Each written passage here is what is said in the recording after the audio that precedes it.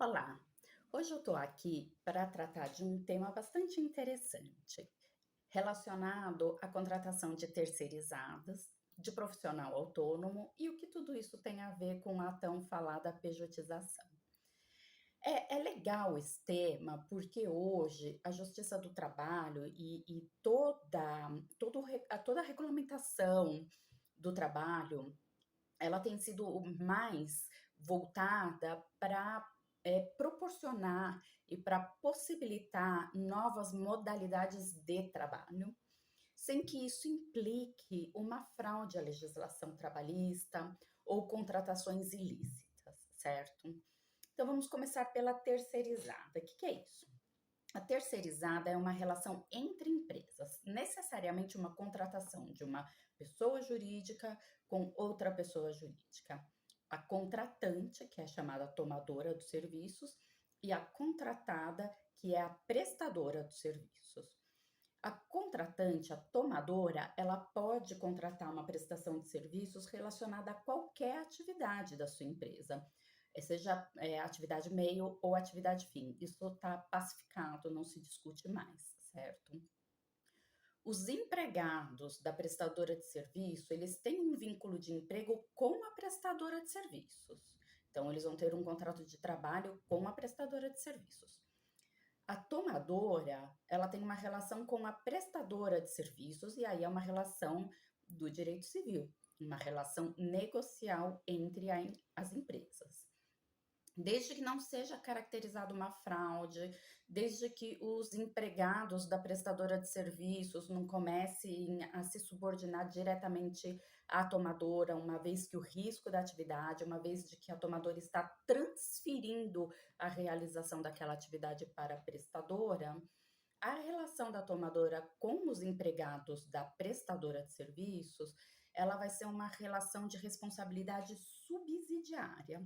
Ou seja, numa demanda trabalhista, numa condenação que a prestadora venha a sofrer, se ela não pagar os empregados, ou se ela não tiver uma capacidade econômica depois de que se exauriu, né, todas as formas de obtenção de bens da prestadora de serviços, aí a tomadora é responsabilizada pelo pagamento daqueles trabalhadores. Então, o que cabe à tomadora observar?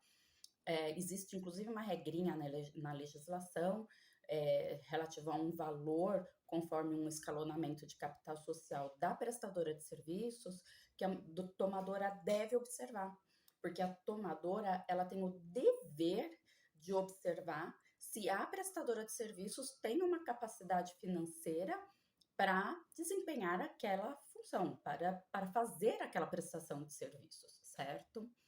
Então, corre tudo bem, é legal, é previsto e ok, segue, vida que segue. Só vai dar um problema se entrar na parte daquela fraude, né? Se for caracterizada uma terceirização ilícita, né? Se aquela contratação foi para fraudar leis trabalhistas, a verdade fática é de que os empregados eram empregados da tomadora, aí se desconstitui tudo e forma-se um vínculo de emprego dos empregados diretamente com a tomadora, né? Mas a gente sempre parte do pressuposto da licitude das relações.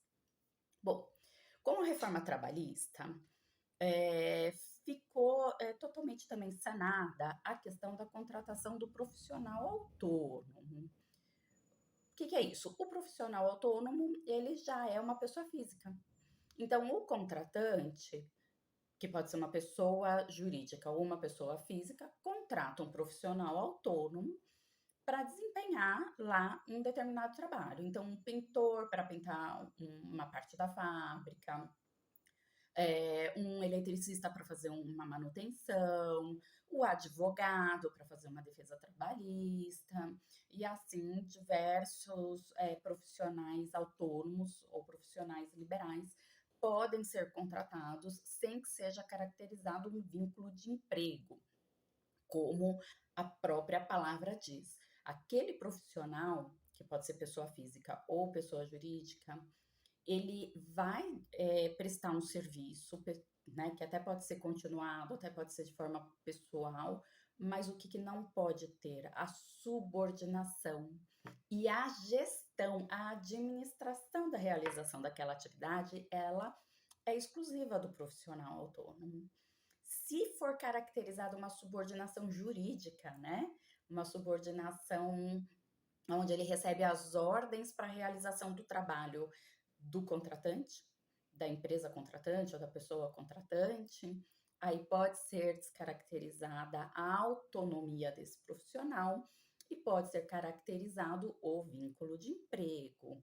E aí a gente já estaria caindo também para uma contratação fraudulenta. Então, o que é importante na contratação de um profissional autônomo? A autonomia. Aquele profissional autônomo poder se gerir o seu trabalho, decidir quando ele vai trabalhar, de que modo ele vai trabalhar, como ele vai executar a sua tarefa, certo? E tem que ficar totalmente afastada a questão da subordinação jurídica, para que não seja caracterizado o vínculo de emprego. Estando atendida a todas as regras, todas as regulamentações, a pessoa realmente realizando o trabalho de forma autônoma, a contratação é legítima, é legal. Inclusive, com a reforma trabalhista, foi adicionado um artigo específico sobre isso na CLT. E pejotização? O que é pejotização? Bom, pejotização não tem nada a ver com a contratação do profissional autônomo. Por quê? O profissional autônomo, ele pode ser tanto pessoa física quanto pessoa jurídica. Ele pode ser um profissional liberal, pessoa física.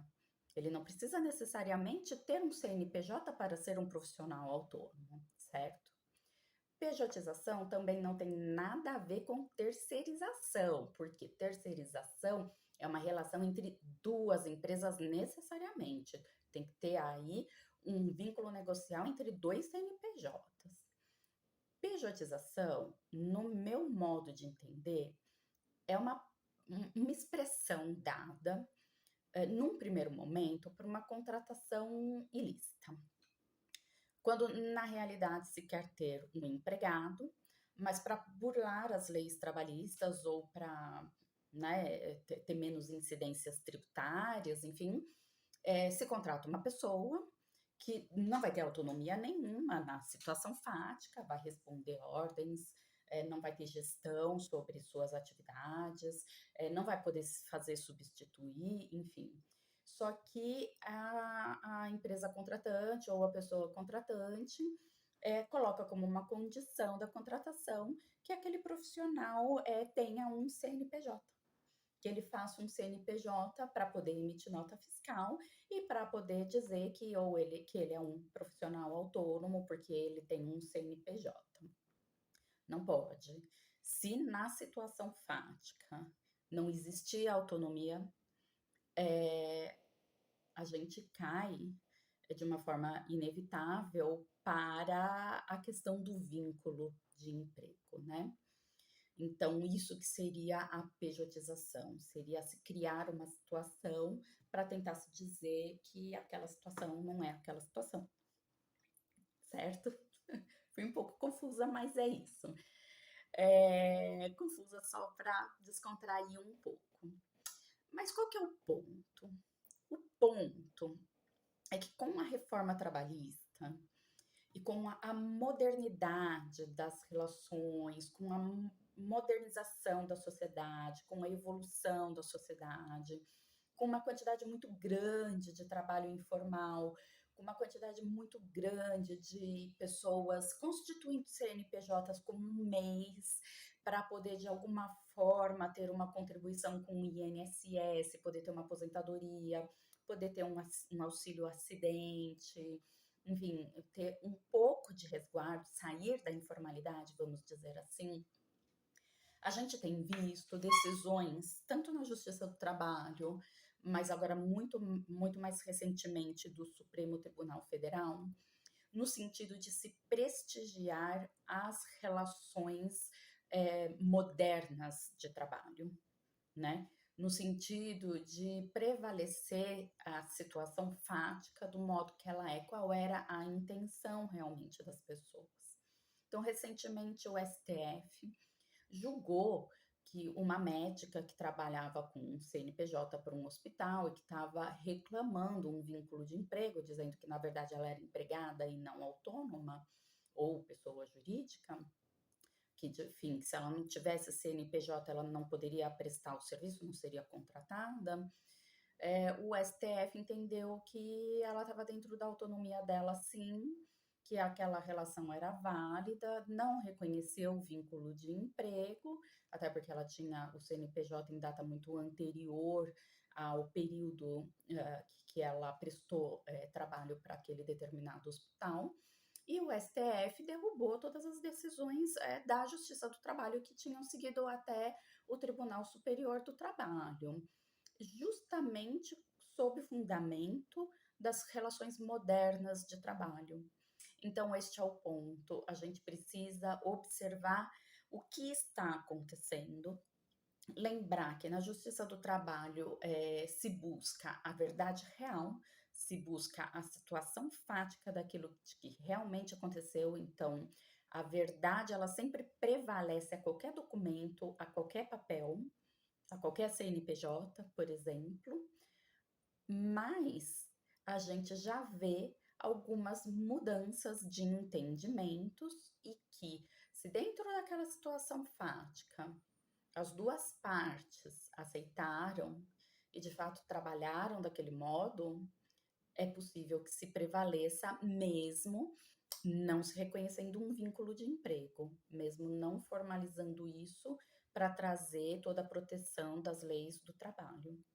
Então, por isso que eu quis trazer esse tema, para a gente ter essa reflexão, para que as empresas realmente observem as regras de contratação do profissional autônomo e da prestadora de serviços terceirizadas, para que se resguardem também em seus direitos, para que possam ter bons fundamentos de defesa se forem necessários, porque senão cai realmente no reconhecimento de vínculo de emprego, e para que as pessoas que realmente são autônomas, ou para aquelas pessoas que optem por essas contratações onde elas acabam criando um CNPJ para poder viabilizar a contratação, realmente saibam o que elas estão fazendo, o que seria uma contratação dentro das regras trabalhistas e o que é aquela contratação que ela está fazendo, onde ela está criando um CNPJ para prestar aquele serviço,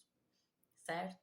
Na dúvida, se consulta com um advogado, vai procurar informação, mas assim, o que é mais importante de tudo é poder estabelecer boas relações, poder ter contratos claros, bem feitos e estar ciente das vantagens e das desvantagens de todas as decisões que se tomam, ok? Desculpa desse vídeo longo, mas tomara que vocês tenham gostado. Se tiverem alguma sugestão, se tiverem algum tema que a gente possa trazer aqui para o nosso perfil, fala com a gente lá no link da bio, ok? Até mais!